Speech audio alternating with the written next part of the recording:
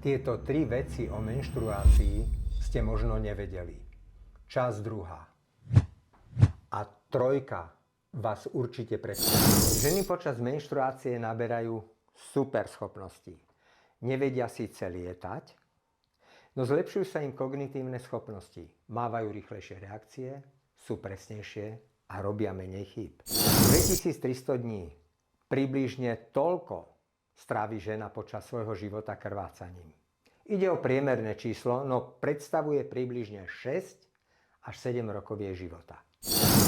Slovo vagína bolo prvýkrát použité v edukačnom filme v roku 1946. Bol to film s názvom Príbeh menštruácie a bol určený pre dievčatá na hodiny biológie. Tipnite si do komentára, ktoré svetové štúdio je autorom tohto filmu. Správnu odpoveď nájdete v popise.